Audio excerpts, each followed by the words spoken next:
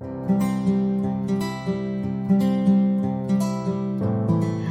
everybody and welcome back to Candidly Lisa. I'm so excited to have you guys here today as we kick off the Pan-African series.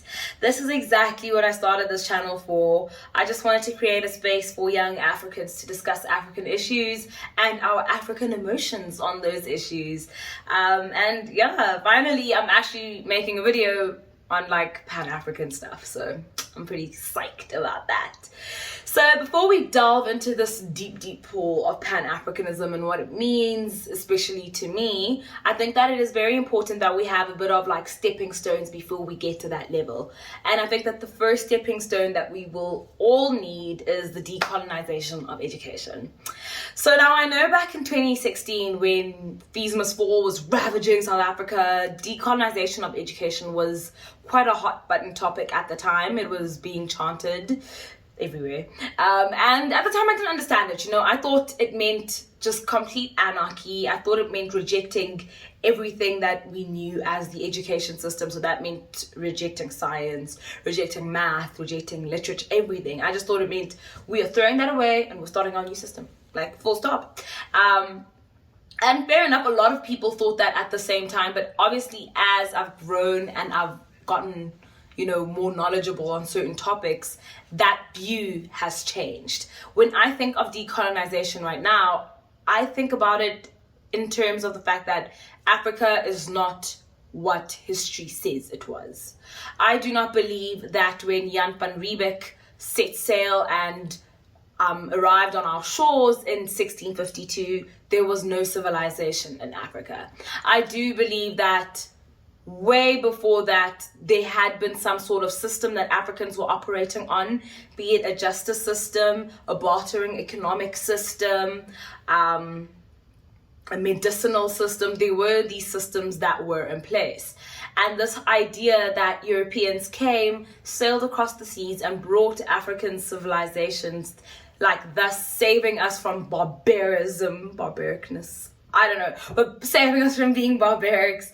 I don't think that is true because firstly, civilization was not originated by the Europeans. The first civilization ever recorded was actually in Iraq, the Mesopotamians as they were known at that time. And then later another civilization popped up here, right here in Africa, in Egypt, and those places are not Europe, yet Europeans were coming here to give us civilization. So I think that a lot of what we know as history is the narrative as told by Europeans. And it's fair enough because the victors are the people that dictate what history is going to be. And Africans are very seldomly the victors. And as such, we have had our history kind of stripped away from us either by force or just naturally as time has progressed, stories have been lost, So now that we know what decolonization is not, let's look at what decolonization is. So decolonization is the action or process of a state withdrawing from a former colony, leaving it independently. So basically what this means is that within the African sense, decolonization is retelling the narrative. It's changing the narrative to what it truly was. This idea that Europeans came and saved us from swinging on trees and eating lice from each other's hair is untrue. There were great, grand civilizations in Africa before any person stepped foot here, and that was because of Africans. We, as Africans of today, we come from strong stock. We are not these victims. We are not these animals that, history has made us out to be. We were kings and queens. We were warriors. We were economists in our own right. I mean, a bartering system is an economic system, so, it can be. And so I think it's very important that when we're teaching people about Africanism and Africa as a whole, we teach them of the true origins of Africa, not this really skewed inferiority complex that has been instilled within our people for generations. I think that once we can get people to redress those issues and to come to terms with who they really are and not who they've been taught they are, it will help us moving forward.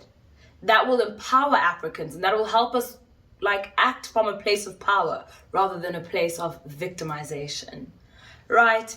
So now that you guys kind of get what I'm saying with like decolonizing education, how can we actually implement that within our everyday lives? So the first thing, obviously, for people that are our age, like you and I, we're not in school, so you can learn it yourself. And that includes reading Pan-African journals, reading like literature and works from Africans, reading things that enrich your African consciousness. You know, don't read things where they say the black girl is the ugly girl. No, don't read that. Read about how we are the queens.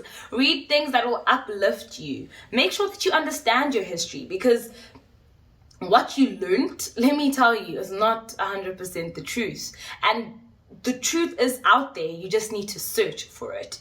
Ask your grandparents, because you know what? Within the African culture, our old people are our libraries. They have the stories of old, you know. So opening that dialogue, we need to have people that are going into these villages, taking down these 100-year-old ladies' stories and adding them to the archives of what our culture is, you know. And this is the way that we can keep African culture alive, keep that system benefiting us.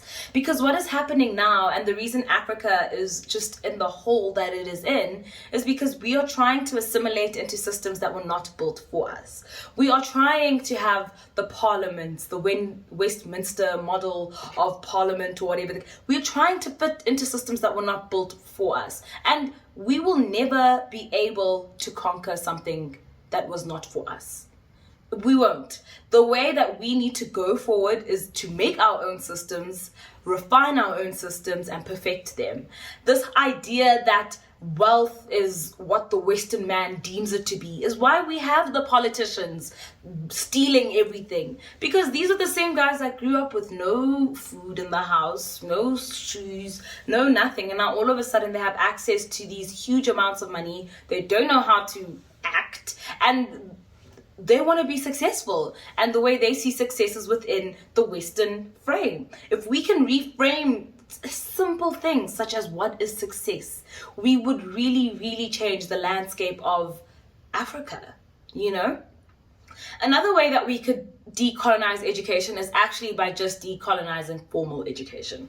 Now, it's very difficult in the South African sphere to talk about that, considering that our public education system is broken. So it's very difficult to say, okay, now let's fix the education system, when actually it's nonsense. It's broken right now. But at the same time, that does like provide an opportunity to try and instill this while it is broken, so that hopefully when it is getting fixed, it is fixed with the right syllabus in mind. So this whole entire idea of us learning more about Hitler than we did about Shaka Zulu in school, I think is nonsense. The fact that I know more about World War I than I do of the battle in Isandlwana is absolutely nonsense. The fact that we aren't being taught that we are from warriors. Shaka Zulu and his warriors were literally fighting British soldiers who had their guns with spears and shields. And they won! But we're not being taught that. I think that is ridiculous. That is completely dimming the light of the power our history holds. You know, and this whole entire thing of the parts of history that we are being taught are just glossed over. It's just such an injustice, I must say. When I learned about apartheid in school, it was just so glossy. I really didn't think it was that bad. Like, I was like, okay, yeah, no, you know, people were suffering, people had to carry a passbook. It sounds sad. And when I left high school and I went into varsity, and I actually realized that, whoa, this was actually so much deeper. I was kind of angry at the schooling system because I felt like I had been lied to. I felt like I had been robbed of the truth. And I think that opening those types of conversations up and allowing for a healthy like dialogue between people of different races, because that's what our schools are now.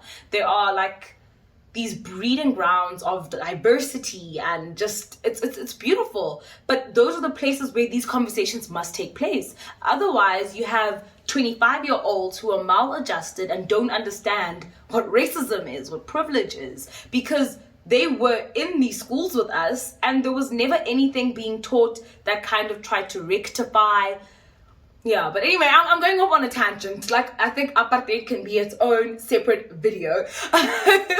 But that is what I, like, really, really envision for decolonization. It's this idea that we as Africans are not inferior. And this is something that has been deeply entrenched within us, not just within us as the oppressed, but into the others as the oppressors. Whether those be, yeah, whoever, like, I'm not going to say who it is, but whoever. I think that it is very important as Africans to be very proud of our history, suffering and victories in tow, because it is part of what has made us who we are today. And I think that the first step in truly understanding who we are is learning about where we came from. And the only way to truly learn where we came from is to actually learn the truth, not some truth that kind of justifies why barbaric things happen to Africans. No, a truth that is true, full stop. Like, I don't get, like, a truth that is true, basically. And hopefully that will help heal the psychological scars of Africans all over. A lot of the issues that we see right now in Africa are as a result of these psychological scars that have been deeply, deeply entrenched in us. And if we don't fix it, nobody is going to fix it for us. So yeah, that is that on the decolonization of education. Just a short little, like, what I think it is, how I think we can do it, and why I think it's important. I will leave a couple of links on some further reading if you guys are interested down below, so you guys can read more on the decolonization of African, like, consciousness. And yeah, thank you guys so much for tuning in. Let me know what you think are the downsides of our current education system and what you think decolonization could help with, because for me personally, it's the inferiority complex that has been embedded within us. If that could go, I really feel like we could soar. But thank you guys so much for joining me, and I hope to see you next time. Bye.